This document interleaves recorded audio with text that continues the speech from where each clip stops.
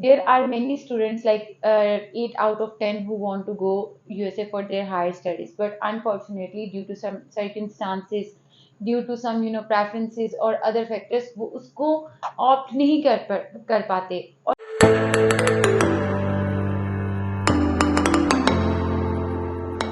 Assalamu alaikum. This is Amai, Iftkhar, Chief Executive Officer and founder of Upman, and today we are going to discuss about USA. There are many students, like 8 out of 10, who want to go USA for their higher studies, but unfortunately, due to some circumstances, due to some preferences or other factors, वो उसको opt नहीं कर पाते. और let's say अगर opt कर भी लेते हैं तो उनको वो desired outcome नहीं मिलता. और इसकी सबसे बड़ी जो रीज़न है वो ये है कि at the time of assessment हम हर उस रेड फ्लैग को इग्नोर कर देते हैं जो हमारे प्रोफाइल में होता है, और हम सोचते हैं कि लेट्स ट्राई, व्हाई नॉट. हमारे बहुत सारे बच्चे हैं, अगर हम देखते हैं अराउंड अस, जो कंसल्टेंसी के लिए आते हैं, काउंसलिंग के लिए आते हैं, कॉलेज रोड मैप के लिए आते हैं. I have observe one common thing कि उनको जो क्लैरिटी नहीं हो रही होती, उनको ये लगता है कि इफ आई एम सेइंग कि you are not eligible for visa approval, तो उनको लगेगा कि प्रॉब्लम मेरे में है, प्रॉब्लम प्रोफाइल में नहीं है, शायद मैं ही उनका प्रोसेस नहीं करना चाहती. बट वो ये चीज़ नहीं देखती कि वो स्टूडेंट जो जिनका प्रोसेस चल रहा है या जिनका हो रहा है, वो भी ऑब्वियसली उनकी भी तो प्रोफाइल है. यूएसए में जो सबसे मिस्ट्री वाली बात है वो ये है कि यहाँ पे आपको सिर्फ एकेडमिकली जो है वो असेस नहीं किया जाता. इट्स नॉट लाइक कि आपके एकेडमिक्स अच्छे हैं, दैट्स इट, और बस आपने बस अप्लाई कर दिया, you will get your visa. इसके अलावा बहुत सारे और फैक्टर्स हैं जो आपके असेस होते हैं, ठीक है. और वही बात है कि जैसे मैंने अभी मेंशन किया कि रेड फ्लैग्स हमें हमें भी पता चल रहा होता है, और जहाँ से आप अपना प्रोसेस करवा रहे होते हो उनको भी पता होता है रेड फ्लैग्स का कि भाई इसकी प्रोफाइल में ये रेड फ्लैग है, बट स्टिल आप अप्लाई करते हैं अपनी किस्मत देखने के लिए, व्हाट्सएवर जिस तरह से भी आप उसको नाम देते. But it's not like this. Also मैं यहाँ पे वीडियो स्टार्ट करने से पहले आपको एक चीज़ मेंशन कर दूं कि यूएस से ऑफर लेटर लेना कोई बड़ी चीज़ नहीं है. जो सही टास्क है that is getting visa approval. आपका ऑफर लेटर आ जाएगा, जिसको एक्सेप्टेंस लेटर भी कहते हैं. आपका जो है I-20 आ जाएगा, जो आपका स्पॉन्सरशिप लेटर होता है यूएस में. बट थिंग इज, मैटर ये करता है कि either your profile is that capable कि आप अगर एम्बेसी में अपीयर होते हैं for interview and for other assessment, तो क्या आप उसको क्लियर कर पाएंगे कि नहीं. इस कैपेबिलिटी को देखना ज्यादा इंपॉर्टेंट है रादर देन कि आप इस चीज को देखें कि भाई आई जस्ट नीड एक्सेप्टेंस. ठीक है, एक्सेप्टेंस जो है वो दूसरी कंट्रीज के इश्यूज हो सकते हैं, लाइक कनाडा, ऑस्ट्रेलिया. बट यहाँ पे सिनेरियो डिफरेंट है. आपको बहुत सारे कॉलेजेस मिलेंगे जो आपको बगैर कोई इतनी टफ या स्ट्रिक्ट असेसमेंट के जो है ऑफर दे देते हैं. एनीवेज, आज इस वीडियो में इसी चीज को डिस्कस करते हैं कि what are those red flags, किन प्रोफाइल्स को अप्लाई करना चाहिए, किन को नहीं अप्लाई करना चाहिए, किस टाइम पे अप्लाई करना चाहिए, अपकमिंग इनटेक कौन सी है, क्या. एक थोड़ा सा ओवरव्यू लेते हैं यूएस में अगर आप हायर स्टडीज के लिए जाना चाहते हैं उसका.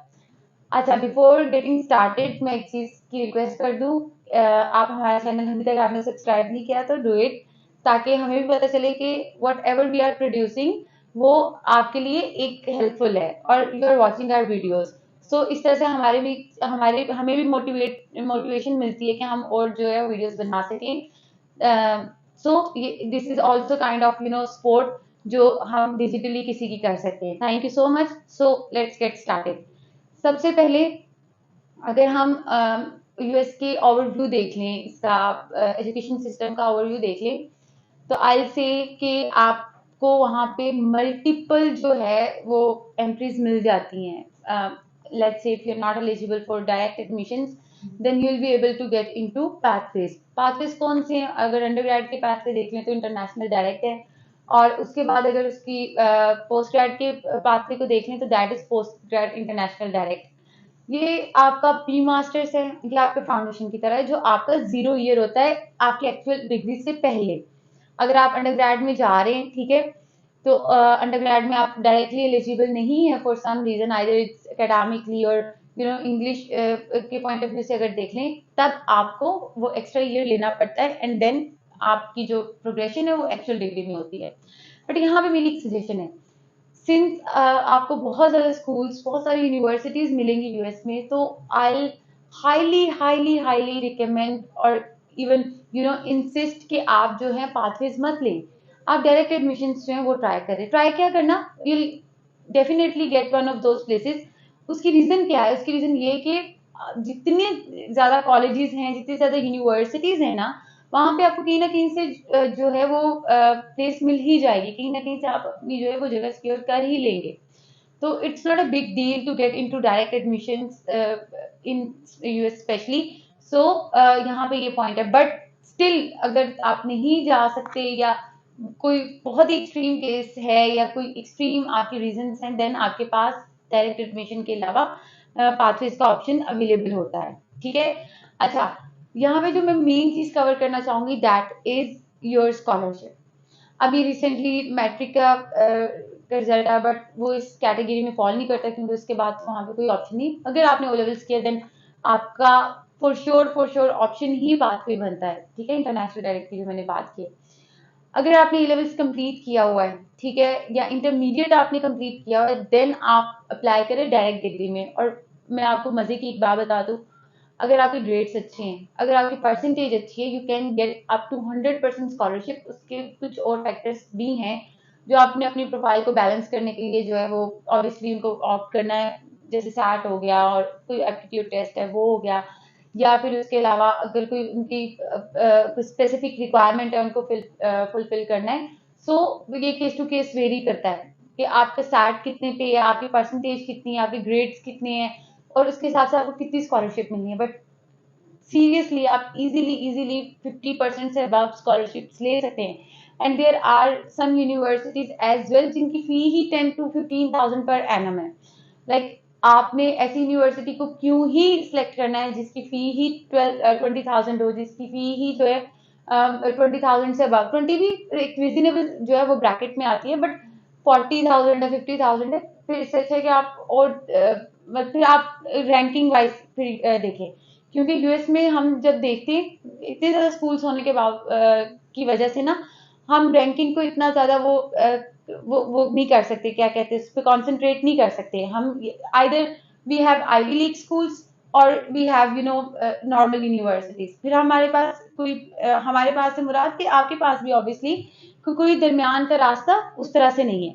इसीलिए जब या तो फिर आप आईवी लीग्स में जाएं, अपनी एप्लीकेशन स्टार्ट करवाएं आईवी लीग के लिए, उसमें कम्पीट करें, नहीं तो गो फॉर यूनिवर्सिटी। फिर ये ना देखें इसकी रैंकिंग क्या है क्या नहीं। और पॉइंट यहाँ से स्टार्ट हुआ था कि आपको जो यूनिवर्सिटी चूज करनी चाहिए वो रीजनेबल फी वाली यूनिवर्सिटी चूज करनी चाहिए, just like $10 to $20 per annum के हिसाब से। और अगर आपके ग्रेड्स अच्छे हैं, अगर आपकी परसेंटेज अच्छी है, तो आपको स्कॉलरशिप मिल सकती है, वो भी अच्छी खासी। एनीवेज, ये दूसरा फैक्टर हो गया। अच्छा, उसके अलावा जो एक फैक्टर है रेड फ्लैग। रेड फ्लैग क्या है? अच्छा, मैं आपको ये बता दूं कि यूएस आपको सिर्फ एकेडमिकली असेस नहीं करता। इट्स नॉट लाइक कि आपकी परसेंटेज पूरी है, आपने आइल्स मीट किया है, आपने सब किया and okay fine, go for it, not at all. US ने आपको असेस करना है बाकी फैक्टर्स पे भी। आप फाइनेंशियली आपकी कैपेसिटी क्या है पाकिस्तान में, आपकी फैमिली की कैपेसिटी क्या है पाकिस्तान में, लाइक और बहुत सारे फैक्टर्स हैं। उसके बाद आपकी पॉलिटिकल जो और ये इकोनॉमिक इस टाइम हमारी इंस्टेबिलिटी और जो इतना वो तबाही मची हुई है, वो आपके इग्नोर हो जाएंगे अगर आपके फाइनेंशियल, अगर आपके फैमिली टाइज पाकिस्तान में स्ट्रांग हो। और वो कैसे डिमॉन्स्ट्रेट होंगे? वो ऐसे होंगे कि you have to show your family business. Although पूरे वीजा एप्लीकेशन में कहीं पे भी ये चीज मेंशन नहीं होती कि भाई आपके स्पॉन्सर का क्या बिजनेस। ऑब्वियसली वो जो एक एवरेज कह लें या मेन क्वेश्चन, नॉर्मल क्वेश्चन तो हैं, बट ऐसे नहीं है कि you have to provide those documents as well. But still वो असेस करते हैं। उनके असेसमेंट का तरीका क्या है? Most importantly your social media handlers, and secondly they do have access. वो उनकी एक्सेस यहाँ तक नहीं है कि जो आपने डॉक्यूमेंट्स प्रोवाइड कर दिए उस पर असेस करेंगे, दे डू हैव एक्सेस। अच्छा, उसके बाद आपने अपनी फैमिली, आपकी फैमिली टाइज स्ट्रांग होने चाहिए। मीन्स कि आपकी यहाँ पे ये चीज इस तरह से डिमॉन्स्ट्रेट ना हो रही हो कि भाई you are independent and will go and आप वापस नहीं आएंगे। प्लस फाइनेंशियली आप स्ट्रांग होने चाहिए। आपके कोई बिजनेस है फादर का या स्पॉन्सर का, वो क्या है, क्या उसकी प्रॉपर सिबलिंग्स कितने हैं, उस स्पॉन्सर पे और कितने डिपेंडेंट्स हैं, ये सब चीज़ें एवेल्युएट होती हैं। उसके अलावा एकेडमिकली आपको बहुत रिलीफ मिल जाता है यूएस में, मींस कि इवन आपकी 2.3 2.2 जीपीए भी है, वो भी आपकी एक्सेप्टेबल होती है मास्टर्स पे, ठीक है। तो हमें 2.5 सीजीपीए पे डायरेक्ट एडमिशन मिल जाना है, then why we should go for pathway, फिर तो कोई मतलब it doesn't make any sense anyways. एनीवेज, अब रेड फ्लैग्स क्या है? बेसिकली रेड फ्लैग्स यही हैं कि आपके आप प्रेजेंट नहीं हो सकते एम्बेसी में, आप सही तरीके से कम्युनिकेट नहीं कर सकते, आपके टाई स्ट्रॉन्ग नहीं है, ठीक है। आपने बस किसी तरीके से जो है वो एक परसेंटेज है आपके पास आपकी लास्ट डिग्री की या grades and that's it.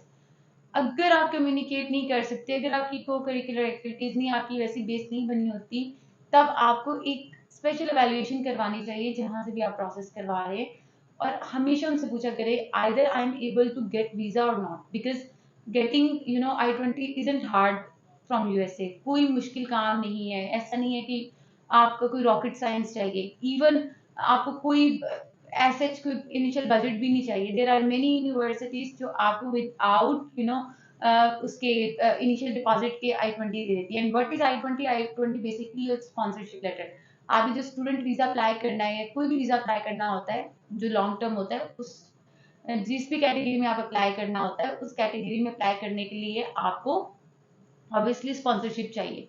So in this regard आपका ये I-20 है, that is your sponsorship letter, जो आपका जरूरी होता है in order to launch your student visa application. Anyways, आपने हमेशा अपने काउंसलर से, अपने एडवाइजर से एक ही बात पूछनी है, am I able to get student visa और not, am I able to get that F1 visa और नॉट। अगर तो वहां पे आपकी प्रोबेबिलिटी लो है, then explore other options rather than कि आप अप्लाई करें एक दफा, दूसरी दफा, तीसरी, डेस्परेट हो जाएगा भाई। US is one of the best option, but ऐसा नहीं है कि ये कोई एक आखिरी ऑप्शन है दुनिया में। आप ऑस्ट्रेलिया में एक्सप्लोर करें भाई, बहुत अच्छे ऑप्शन हैं। आप कनाडा में एक्सप्लोर करें, बहुत अच्छे ऑप्शन है। अगर यूके नहीं जाना, क्योंकि मोस्टली मैंने देखा है जिन बच्चों का टेम्परामेंट यूएसए कनाडा वाला होता है वो यूके नहीं जाते, अगर वो चले जाएं तो कोई मसला नहीं है, खैर ये एक लंबी डिबेट है, बट आप और ऑप्शंस को एक्सप्लोर कर सकते हैं। अच्छा, बजट की बात कर ले अगर, कि आपको बजट कितना रिक्वायर्ड है, देन आई सी कि initially you don't required anything. आपका जो कुछ यूनिवर्सिटीज हैं जो $2,000 to 4,000 आपसे लेती हैं, बट मोस्ट ऑफ देम आपसे कोई इनिशियली चार्ज नहीं करती। Like what is the process flow, आपका जो है ऑफर लेटर आता है, ठीक है। आपका ऑफर लेटर आया, ऑफर लेटर आने के बाद हमने I-20 रिक्वेस्ट करना होता है, और I-20 जब आपने रिक्वेस्ट करना है उसमें आपने सारे डॉक्यूमेंट्स प्रोवाइड करने हैं। जिस यूनिवर्सिटी की रिक्वायरमेंट होगी कि इनिशियल डिपॉजिट दें, उसका हम इनिशियल डिपॉजिट जो है वो देंगे। अगर नहीं है तो जस्ट हमने जो भी उनके एक्सेप्टेंस लेटर है साइंड, ये वो लटम बटम जो उनके रिक्वायर्ड डॉक्यूमेंट्स है वो देने, एंड दैट्स इट।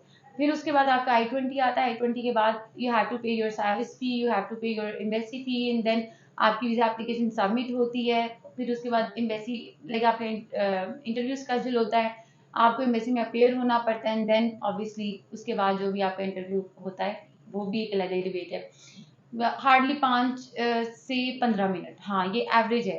कुछ स्टूडेंट्स का 5 मिनट, कुछ जिनकी एक्सेप्टेंस आती है उनका भी यही ब्रैकेट है टाइम का, जिनकी रिजेक्शन आती है उनकी भी ये ब्रैकेट है, ठीक है। समटाइम वो जो वीजा ऑफिसर है जो आपका इंटरव्यू ले रहा होता है वो आपकी तरफ देखता भी नहीं है, ठीक है। मतलब कि वो जल्दी जल्दी दो क्वेश्चन पूछ के समटाइम एक्सेप्ट भी कर देता है, और जल्दी जल्दी दो क्वेश्चन पूछ के समटाइम रिफ्यूज भी कर देता है। जैसे मैंने स्टार्टिंग में आपको बता दिया था कि इनकी जो एवेल्युएशन का तरीका कह लिया, असेसमेंट का तरीका, वो बहुत डिफरेंट है, वो उस तक आप नहीं पहुंच सकते।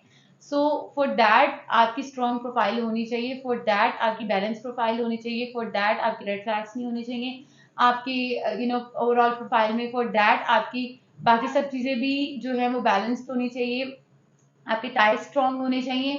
अगर ये सब एलिमेंट हैं आपके ओवरऑल प्रोफाइल में, then opt for US, otherwise explore other options.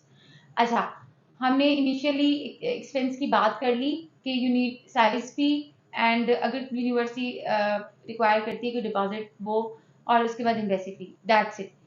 Apart from initial expense आपका एक एनुअल एक्सपेंस भी होता है। एनुअल एक्सपेंस के लिए यू नीड ऑब्वियसली जो भी स्टेट के एक्सपेंस हैं, जितने भी होते हैं, स्टेट टू स्टेट वेरी करता है, वो आपके पूरे एक साल की एक्सपेंस आ गए, देन आपकी जो है एक्सपेंस के अलावा क्या पूरे साल की फी आ गई। यस, अंडर ग्रेड के स्टूडेंट्स को जॉब अलाउड नहीं होती for first year, second year वो परमिशन लेते हैं और ऑफ कैंपस भी रह सकते हैं, बट ऑन कैंपस जो है वो उनको ही रहना पड़ता है अंडर ग्रेड के स्टूडेंट्स को फर्स्ट ईयर में, और ऑन कैंपस ही उनको अगर कोई इंटर्नशिप टाइप कुछ मिल जाए तो वो कर सकते हैं, अदरवाइज वो जॉब नहीं कर सकते बाय लॉ। उसके अलावा ऑलमोस्ट हर चीज़ डिस्कस कर ली है, प्रोसेस का फ्लो भी कर लिया है। इस पे हम एक और वीडियो बनाएंगे बिकॉज दिस इज समथिंग जो कि एक वीडियो में कवर नहीं हो सकता। इसमें अभी किसकी रिक्वायरमेंट क्या है, आपको स्कॉलरशिप्स के लिए क्या क्या जो आपके एलिमेंट्स होने चाहिए, उस पर एक डिटेल वीडियो बनाएंगे ताकि आपको ये पता चल सके कि आप कहाँ पे स्टैंड करते हैं और इधर आपको अप्लाई करना चाहिए कि नहीं करना चाहिए। और जो अपकमिंग इनटेक है दैट इज जनवरी, और जिसके एडमिशन अभी ओपन हो चुके हैं, एप्लीकेशन लॉन्च हो रही हैं। अभी अगर आपने अपनी एप्लीकेशन लॉन्च नहीं करवाई और अगर आपके ग्रेड्स वो सारे एलिमेंट्स हैं जो मैंने अभी डिस्कस किए हैं, तो एक दफ़ा ज़रूर कांटेक्ट करें ताकि आपकी प्रोफाइल अच्छी तरीके से एवेल्युएट हो सके और ताकि हमें पता चल सके आइदर यू आर एलिजिबल और नॉट। अगर एलिजिबिलिटी हुई then we will go for US, otherwise other options obviously. So that's all for today. Thank you so much for watching the video. Allah Hafiz.